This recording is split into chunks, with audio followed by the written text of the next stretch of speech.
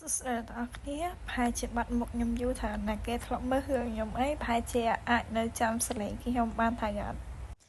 ហើយហ្នឹងនឹកវិជាគុណចាស់ចង់មករំលឹកវាតិចតួចហ្នឹងណាហើយចង់សួរមួយទៀតមានអាគេនឹកខ្ញុំអត់ណាកុំឲ្យស៊ីពេកយូរពេកយើងចូលទៅកាន់សាច់រឿងយើងហ្មងណាផ្ដើមសាច់រឿងមានក្មេងប្រុសម្នាក់កំពុងតែអង្គុយយំ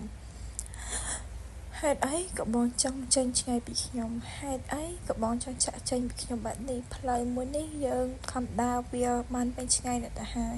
ហេតុអីដល់ពេលនេះក៏បងនៅចង់ចាក់ចេញពីខ្ញុំទៀតចឹងខ្ញុំមិនល្អមែនដែរទេហេតុអីក៏បងចង់លែកដៃចោលខ្ញុំកណ្ដាលផ្លូវបែបនេះផ្លូវមួយនេះពិតជាល្ងឹតណាស់ពេលអត់បងក៏លើក្មេងប្រុសម្នាក់ទៀតបាននិយាយឡើងថាជីឯងឈប់យំទៅឯងយំឡើងហើមភ្នែកអស់ហើយណានេះឯងយំមកប្រហែលថ្ងៃជាប់គ្នាហើយ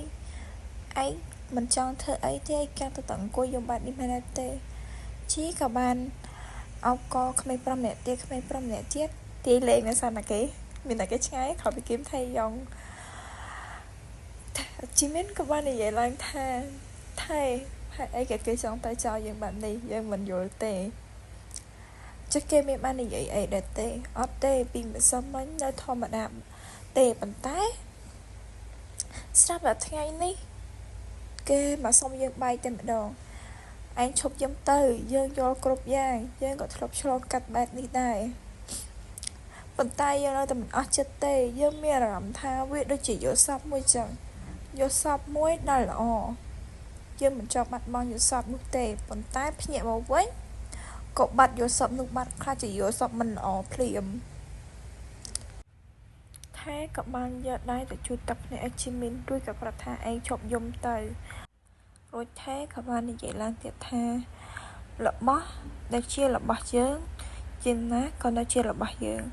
របស់ដែលមិនជារបស់យើងយ៉ាងណាក៏នៅតែចេញពីយើងចង់ឯងឈប់យំទៅជីមីនក៏បាននិយាយឡើងវិញថាយើងគ្រាន់តែចង់ថែមនុស្សល្អបាននៅជាមួយយើងបានយូរតែប៉ុណ្ណោះរបស់ដែលមិនមែនជារបស់យើងគឺយើងដោះលែងវាហើយពេលនេះយើងពេលនេះបានតែត្រឹមតែជាមិត្តភក្តិជាមួយគេតែប៉ុណ្ណោះប៉ុន្តែថៃគេនៅមានឱកាសហើយមិនបាច់គេសុំឱកាសពីយើងទេគឺយើងឲ្យឱកាសគេដោយខ្លួនឯងលើកលែងតែគេចាស់មើលឱកាសនោះដែរទេស្ថិតលើគេចង់មកវិញដែរទេឱកាសនៅមានខ្លាចតែគេមិនចេះចាប់ឱកាសនោះតែប៉ុណ្ណោះថែក៏បាននិយាយឡើងទៀតថាបានហើយយើងយល់ឯងឈប់យំទៀតទៅប្រយ័ត្នតែលែងស្អាតទៅណា